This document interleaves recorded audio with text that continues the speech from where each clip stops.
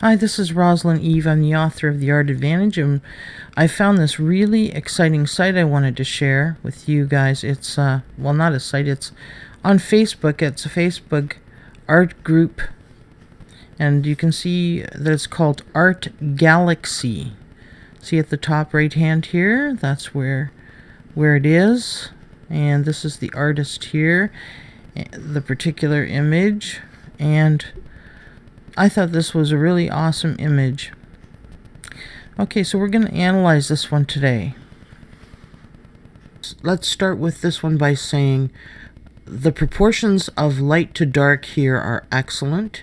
You can see that when you look at the sum total of dark and medium dark compared to how much light there is, and you can see the light here, and here the shape of light, and the shape of light here, that this creates a wonderful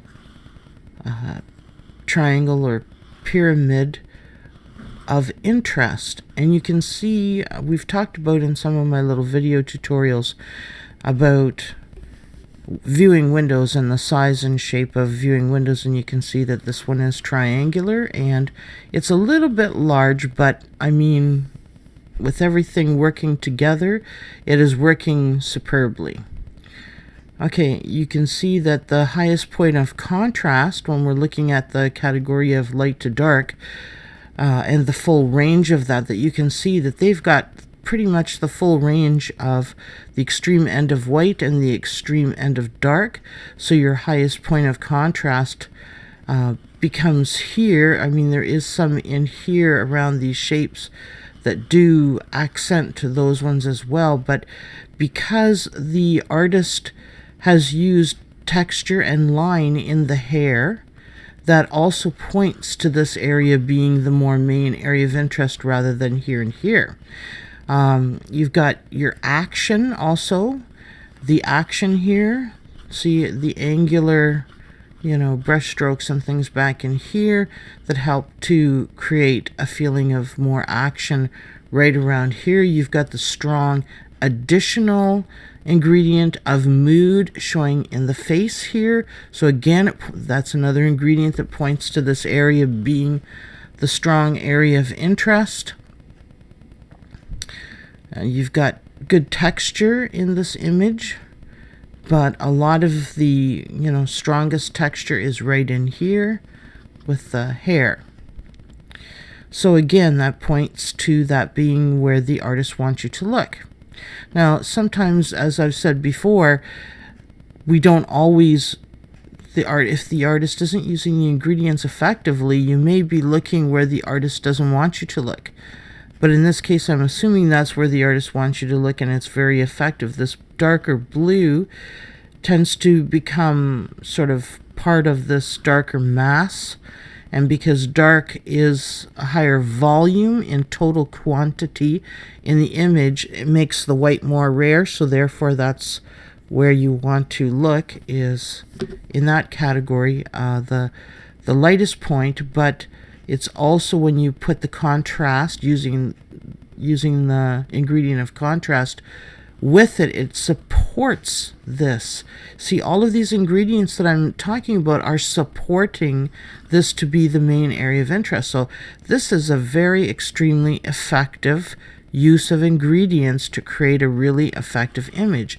You also have the ingredient of surprise here, and when we look for what is unnatural because of the levitation here, and when you look for something that's anything that is unnatural, which could be takes away from the image but can also be adds to, well, this is unnatural, having the person lifted off the surface of the table, so they're, so to speak, levitating. So that combines both surprise and unnatural, so this tends to create this is a very strong area of interest, and these are supporting your viewing window. Now people talk about the path and the flow of where you're looking, where your eye wants to flow. It doesn't matter whether your eye wants to go this way. For me, it's this way. My eye tends to want to flow in the image, but that's fine. It's the overall size of the viewing window and everything is all good. All these areas, little minor areas of interest that are supporting that give it detail, which is another ingredient that this artist has used very well in the image with the little details. It's not a huge, massive overabundance of detail, just enough to create some other little minor areas of interest, which is good.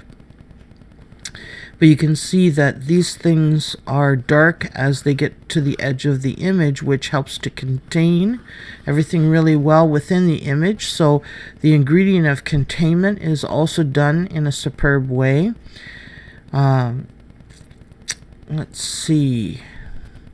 And you can see that we do have a bit of texture in here as well, but it's not enough to really draw a lot of interest. You've got a good sense of the character and style of the artist, and that's really good. The three-dimensional shadowing is superb. So again, you know, using all the ingredients in such an amazingly good way.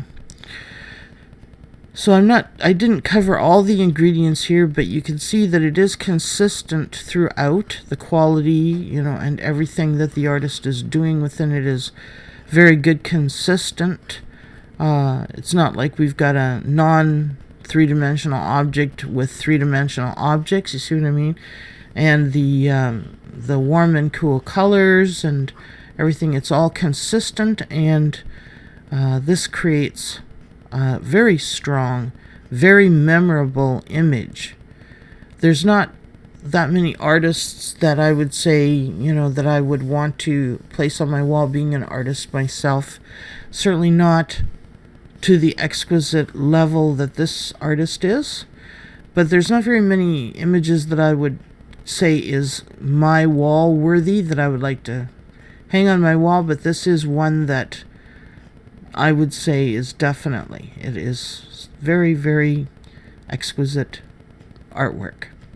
Okay, well, I hope you enjoyed this, because it helps artists to be able to, by analyzing the ingredients, to learn how to not only improve their work and understand what is working and what isn't working in an image, but why it is. Because so often when we're going through our learning process, we're going, well, you know, my work looks like this and their work looks like that. How do I get from here to there? What is it that they have that maybe I'm not doing as well as I could, that would take me more towards the level of this individual? Okay, well, now you know. There's the ingredients that they use. They use them to a superb level. You can see what ingredients have been used. You can see how well the texture and everything was used in this image, and that the strongest texture is here, you see? So when you support your ingredients and you've got many surrounding or part of where the artist wants you to look, where the artist intended, maybe would be a better way of saying it, for you to look, you can see that everything was done so effectively. Also, I wanted to mention, notice how this artist is using the third lines as well as an ingredient. Okay, according to the rule of thirds, and we have shown this in my little video tutorials along with many other of my ingredient list, but according to the rule of thirds, and what the rule of thirds is if you divide this image into 9 equal sections, like a tic-tac-toe game or the number sign on your phone, you're going to draw lines across it to portion it into 9 equal parts. Then you would see the line goes approximately here, and it would go approximately here from top to bottom, and from side to side, again, about the third way down, and then a third way from the bottom of the image. And so you can see that these are on the third line, the legs, but because they're not as light, and it's the light mass, total light weight and everything that creates that to be more of a strong area of interest, along with all those other ingredients that we talked about that's supporting this as a main area of interest.